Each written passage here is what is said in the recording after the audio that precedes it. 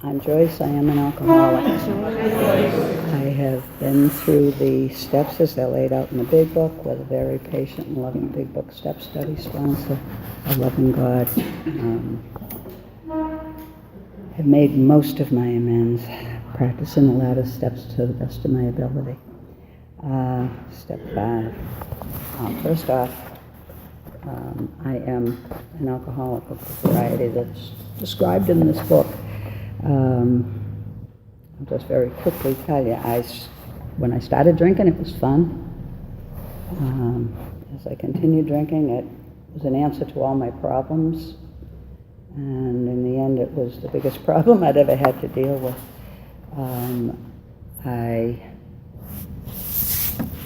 I asked my sister for help. I didn't ask God. God was not in my life at that time. But fortunately, she got me into a detox. It was down in Boston. It was a locked ward in a psychiatric hospital. And they focused on AA and on having a higher power to relieve our alcoholism, for which I am very grateful. I was in open AA for a long time. I had done a fourth step another way. I did my fifth step with a priest over at the retreat center. I can't remember what it used to be called. And I did that first of all, because my sponsor told me that's who I should do it with. Secondly, because it was a priest, and I know he could never tell anybody what I told him. And thirdly, I knew I'd never have to see the man again. I didn't want to tell my story to anybody I knew. I was really ashamed. I didn't like being an alcoholic housewife. I certainly didn't like being an alcoholic mother. I spent my life worrying about how I would ever go to my kids' graduations or their weddings or anything important in their lives, because I knew I couldn't do anything without a drink in me. I'm happy to say that as a result of all of AA and the steps and the higher power in my life, I've been able to do all those things sober and thoroughly enjoy them. So anyhow, I had done a fourth and fifth step.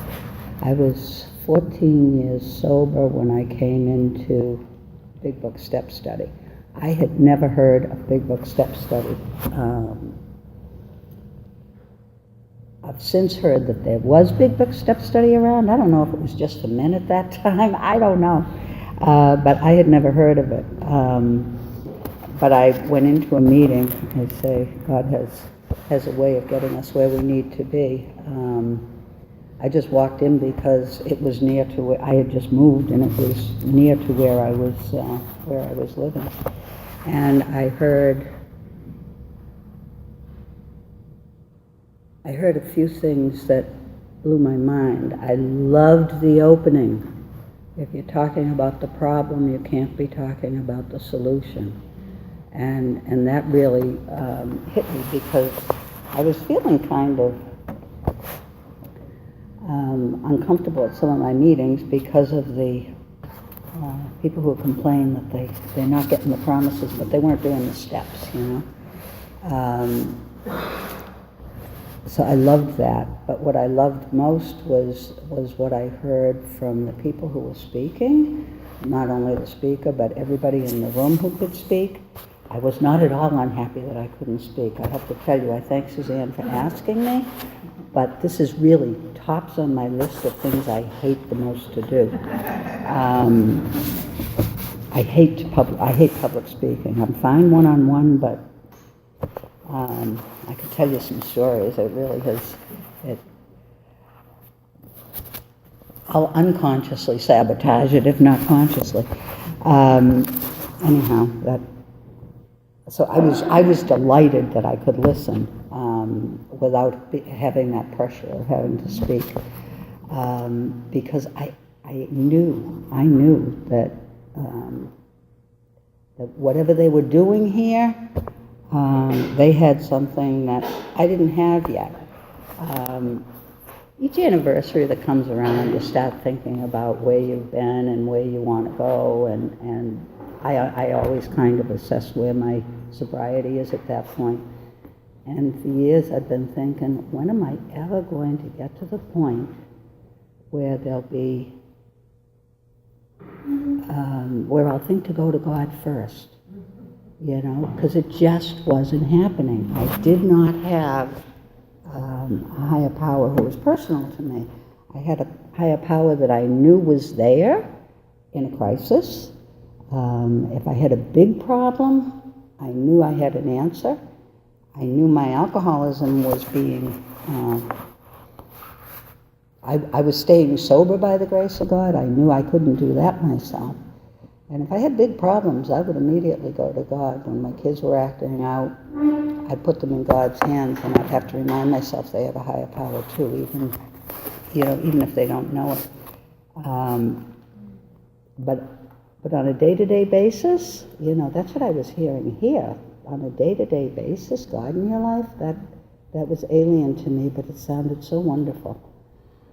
So I didn't immediately switch meetings, but very quickly, very soon after that, I started coming to the meeting. It was over on Lincoln Street at the time.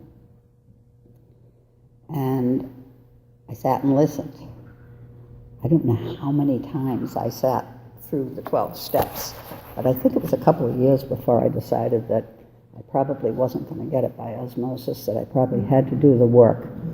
And you know, we had been told over and over, once you do a 4th step, you never have to do it again. So I clung to that, and then I said, you know, I don't have to do it again, but if I want what they have, I guess I have to do it again. So I did. I finally got a sponsor. And she was wonderful, because I still say, even though I didn't have a God in my life was good. It was better than it had ever been. Generally, I was relatively happy I was happy with my work, I was happy with my home, I was happy with I wasn't an unhappy person. I just knew there was something more. So consequently, when I first came in, I had the gift of desperation. I wanted to get through these steps as fast as possible. When I came to Big Book Step Study, I was not desperate. So I kind of dragged my heels a lot through the process. It took me a good couple of years to do my 4th step. That was for a couple of reasons, actually. It was because I'm a great procrastinator, number one, but also because every time I sat down and started writing, I would end up crying. And I didn't know where all this was coming from. I had no idea I still had all this stuff buried inside of me. I was oblivious to my disease still operating in my life. I had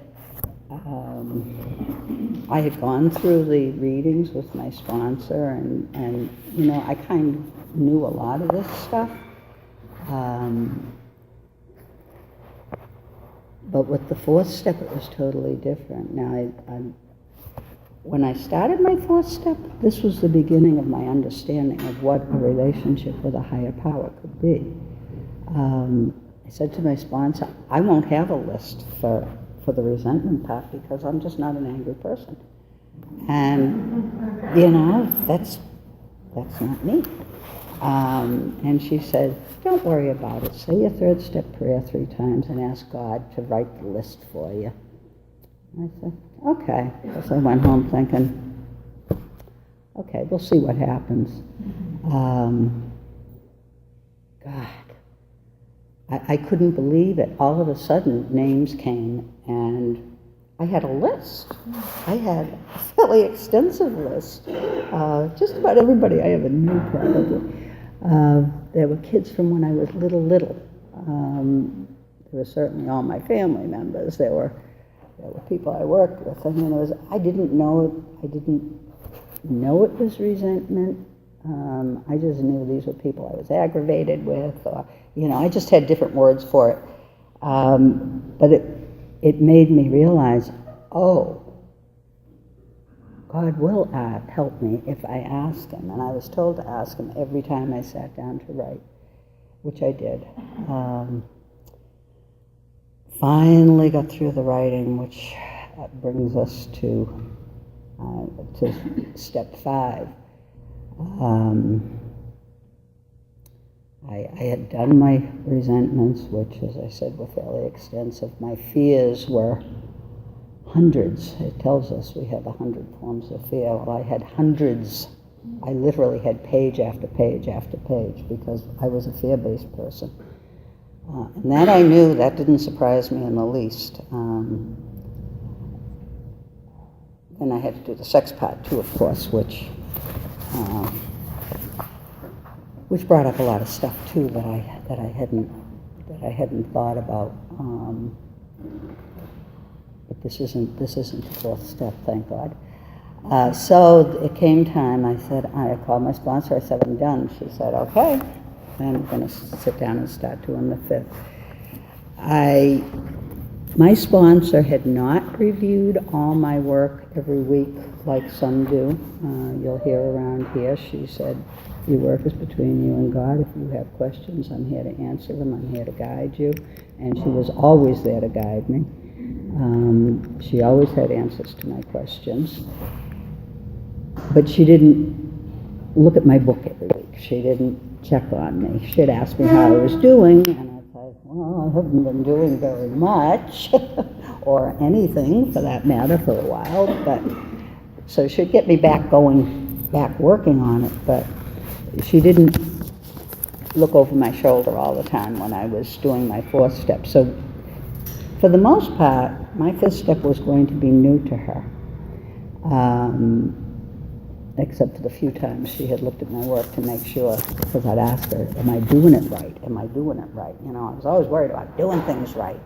That was one of my biggest fears, was making a mistake. If I made a mistake at work, I was sure I was going to get fired. You know, it was like, I never quite understood the concept of being human. And okay in spite of that. So she said, we'll meet for 2-hour increments. And I said, okay, because I've heard that's what a lot of people did. I was getting ready to retire, so I was working 4-day weeks to use up some of my vacation time. I always think it's kind of funny. I finished my first 5th step on my 2nd anniversary, and this 5th step was around my 20th anniversary, and was completed around my 20th anniversary. It actually took a matter of a couple of months.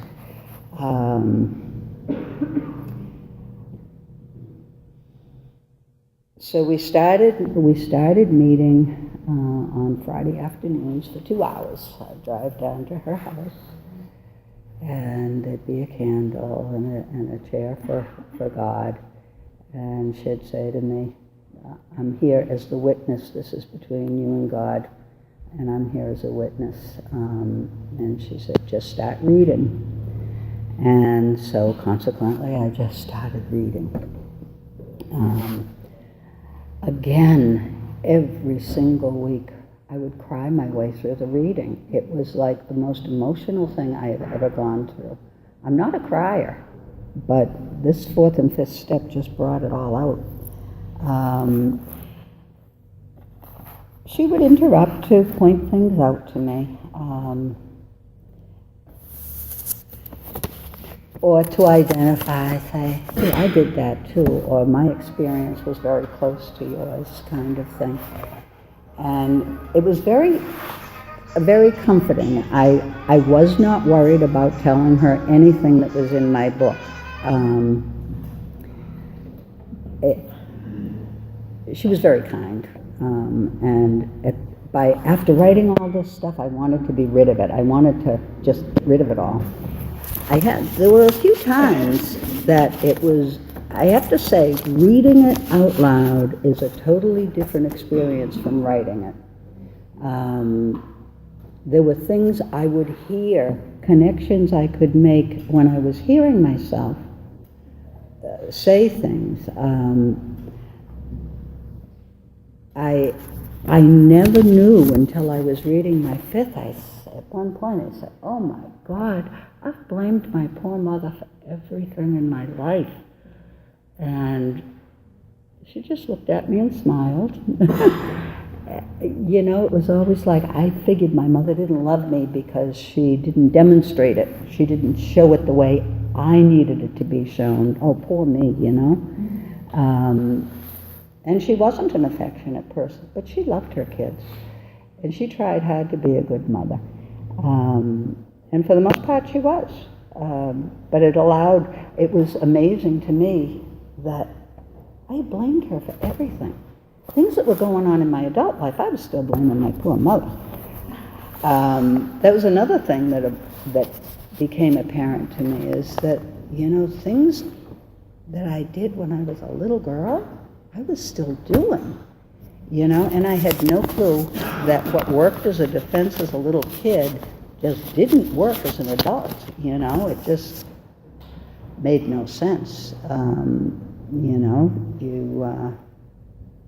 anyhow, got to my fears. And this was probably the most, it was the most tedious for sure. The repetition was, oh God. But the repetition made things come to light for me. Now, as I said, I was 20 years sober at this point. I had been saying the third step prayer since I first got into AA. I was told to say it every day. But it was somewhere in the middle of my fears, and it was another, oh my God moment. I said, that's the bondage of self. I had always said the third step prayer and tried to pull it apart, and I'd say, what the heck do they mean by bondage of self? I had no idea that I was self-absorbed until I was reading, not even writing, when I was reading this to my sponsor. And that's when it all hit me, just how selfish and self-seeking all my behaviors were. You know, even though I'd been writing it, it was in the speaking it was in the sharing it that I actually got to understand. So, it tells us, now these are about to be cast out. We can't cast anything out until we know that it's there. I had lived with all this crazy thinking my whole life, I just kept building on it. And it took doing this work to be able to start tearing some of this down again so that I could live with more honesty and, what does it say in here? That we learn more of humility, fearlessness, and honesty. And that is exactly what this gives us. It gives us the knowledge of God in our lives. It gives us an awareness of ourselves. I had been through years of therapy, all the stuff that you do to try to get better. To me, getting better meant getting more perfect, and that's really what I wanted when I started the fourth and fifth step, was to be more the person I thought I wanted to be, and then I realized that my expectations were pretty unreasonable my whole life anyway. So it was okay to be myself, and that's the end result of some of this. So I did find my higher power through this. I found ways that my higher power could work in my life. I was told at the end of the last session to go home and spend an hour with God and review and find out if I'd left anything out. And I did that, and I went home. I had a comfortable chair by a window in my bedroom, which was where I did most of my work, and I sat down with my book, and I set a timer so I wouldn't be looking at my watch all the time, because I knew I'd be looking every couple of minutes, and sat there and reviewed the first 5 steps, and I had not left anything out. I was totally honest with my sponsor, totally honest with someone for the first time in my life, probably. I spent my hour with God, and it was wonderful. I know a lot of people don't say this, but I just had a really wonderful experience. My mind didn't wander. I felt at peace. It was like it was the most calm I had ever felt in my life, and I actually stayed there for an hour. I have to say, I've never quite had that feeling again, nor have I sat quietly for a full hour ever again, nor do I think I could. I probably could if I worked at it, but, but at that time I was overcome with a sense of peace. And that peace, I believe now, was the presence of God in my life, which is all I really asked for when I came to Big Book Step Study. But I have to say, I've gotten so much more. And I guess with that, I will close and listen to everybody else. Thank you.